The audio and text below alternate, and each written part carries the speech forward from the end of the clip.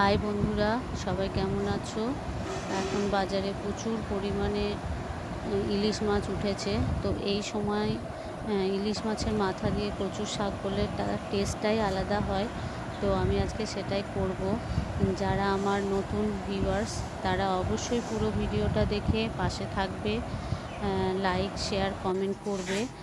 আর যারা পুরনো বন্ধু তারা তো আমার সাথে আছোই, তারা আছো বলেই আমি এতটা দূর এগিয়ে যেতে পেরেছি। তো কচুর শাকগুলো আমাকে যেখানে বাজারে কিনে এনেছি ওখান থেকেই কেটে দিয়েছে পিস পিস করে। ওরা খুব সুন্দর ছাড়িয়ে দেয়, অনেক সময় ছাড়িয়ে দেয় না, সেগুলো আমি ঘরে এসে ছাড়িয়ে নিই। তো আমি কচুর শাকটা প্রথমে একটু সিদ্ধ করে নেব। কড়াই বসিয়ে দিয়েছি আর জলটা দিয়েছি, গ্যাসটা হাই ফ্লেমে করে দিয়েছি। সামান্য নুন আর সামান্য হলুদ আর সামান্য একটু লেবুর রস দিয়ে দিলাম। লেবুর রসটা দিলাম কারণ যদি একটুখানি কুটকুট করে, সেই জন্যে কচুর শাক তো একটু কুটকুট করে, সেই জন্যে আমি একটু লেবুর রস সামান্য দিয়ে দিলাম। তাতে টেস্টও হবে, আর যদি কুটকুট লাগে সেটাও লাগবে না। কচু শাকটা ভালো করে সিদ্ধ করে নিচ্ছি। দেখো, বেশি কিন্তু সিদ্ধ করবে না, একদম নরম হয়ে যাবে। একটুখানি শক্ত শক্ত রাখবে, কারণ আবার রান্না করার সময় তখন আবার সিদ্ধ হয়ে যাবে, নরম হয়ে যাবে। সেই জন্যে গ্যাসটা হাই ফ্লেমে করে যতটা পারবে কম সিদ্ধ করবে। আমি সিদ্ধটা করে নিচ্ছি। কচুর যে রসটা থাকে সেটা বেরিয়ে যাচ্ছে। আর একবার উল্টে দিলাম, দিয়ে আর একবার ঢাকা দিয়ে আরেকটু সিদ্ধ হতে দেব। দেখছি যে সিদ্ধ হয়নি। কচু তো জঙ্গলে হয়, অনেক সময় জামস থাকে, সেগুলো বেরিয়ে যাবে সিদ্ধ করে নিলে, আর কচুর যে কুটকুটে ভাব সেটাও চলে যাবে। তো আমারটা কচু শাকটা দেখো সিদ্ধ হয়ে গেছে। জলটা সামান্য ফেলে দিয়ে যে আর একটা ফুটো বাটিতে ঢেলে দিচ্ছি, যে যতটুকু জল থাকবে যাতে বেরিয়ে যায়। একটু নেড়ে দিয়ে ফুটো বাটিটায় রেখে দিলাম, কিছুক্ষণ জলটা ঝরে যাক। এদিকে ইলিশ মাছের মাথাটা আমি ভেজে নেব। ইলিশ মাছের মাথা বেশি ভাজতে তেলও লাগে না। কচু শাকটা আমি একদম ঘরোয়াভাবে সিম্পলভাবে করব, তোমরা দেখতে থাকো। যদি ভালো লাগে অবশ্যই পাশে থাকবে, লাইক বাটনটা টিপে আমার সাথে থাকবে। আমার পাশে থাকলে খুশি হব। মাছের মাথাগুলো ভালো করে ভেজে নিচ্ছি। ইলিশ মাছের গন্ধই একটা আলাদা। অনেকে আবার ইলিশ মাছ ভালোবাসে না, তো অনেকে আবার ভালোবাসে। এই সময়টা ইলিশ যেহেতু পাওয়া যায়, তো সারা বছরই ইলিশ পাওয়া যায়, কিন্তু এই সময়টাই বেশি পাওয়া যায় বলে কচু শাক বা যে কোনো কিছুর সাথে ইলিশ মাছের মাথা দিয়ে খেতে ভালোই লাগে। তো আমার মাছের মাথাগুলো ভাজা হয়ে গেছিলো। সামান্য একটু খুন্তির মাথাটা করে একটু ভেঙে ভেঙে দিয়েছি, সামান্য একটু ভেঙে দিয়েছি, বেশি ভাঙিনি। তো তেলে যে কাটা বা কিছু আছে সেগুলো পরিষ্কার করে নিলাম। কড়াইয়ে যেটুকু তেল আছে ওর মধ্যে আবার একটু তেল দেব, কারণ ইলিশ মাছের মধ্যে থেকে যে তেলটা বেরোয় ওর একটা গন্ধই আলাদা হয়। তো আবার তেল আমি দিয়ে দিলাম, সামান্যই তেল দিচ্ছি, বেশি তেল ব্যবহার করছি না। তো আমি তোমাদেরকে দেখালাম টমেটো আর পেঁয়াজ কেটে রেখেছি।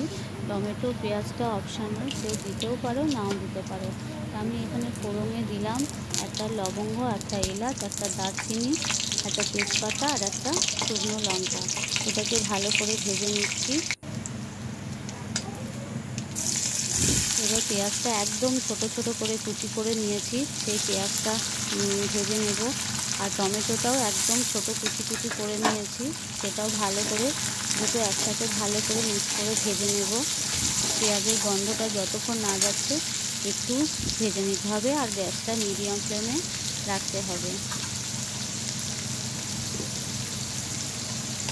সামান্য একটু নরম হওয়ার জন্য এবারে মশলাগুলো দিয়ে দেবো। নুনটা দিয়ে দিলাম আগে, যেহেতু টমেটোটা এখনকার টমেটো শীতকালে টমেটোর মতো যেহেতু নয়, তাড়াতাড়ি গলে যায় না, সেই জন্যে একটু সময় লাগে টমেটোটা গলতে।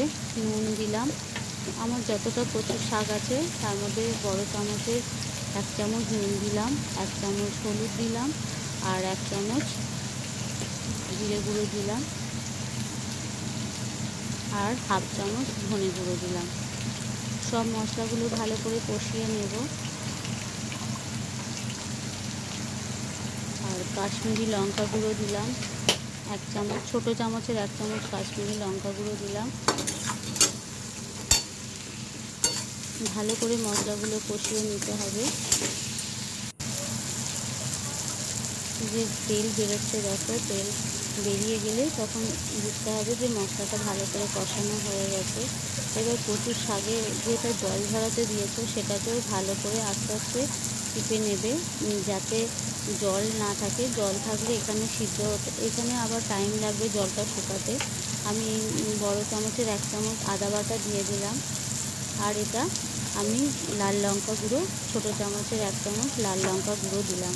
এবার যে যতটা পরিমাণে কচুর শাক করবে মশলার পরিমাণটা সেরকমভাবেই দেবে আন্দাজ মতো। কচুর শাক তো যতটা দেখতে লাগে সিদ্ধ করলে ততটাই কমে যায়। আবার একটু সামান্য আমি লেবুর রস দিয়ে দিলাম, যদি টুকটুক করে সেই জন্য দিয়ে দিলাম। কিন্তু লেবুর রস যারা পছন্দ করো না নাও দিতে পারো, কিন্তু যদি টুকটুক করে সেই জন্য আমি দিয়ে দিলাম।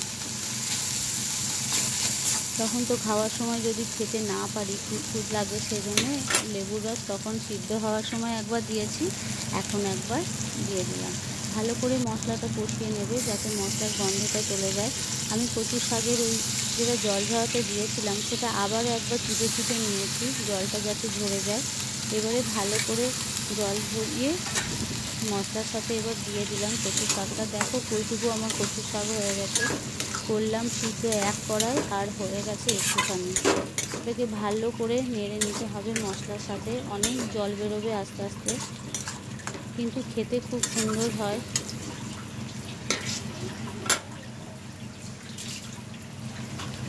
ভালো করে ওটাকে গ্যাসটাকে একদম মিডিয়াম ফ্লেমে করে সামান্য ঢাকা দিয়ে বারবার নেড়ে নেড়ে দিতে হবে যাতে জলটা শুকিয়ে যায়।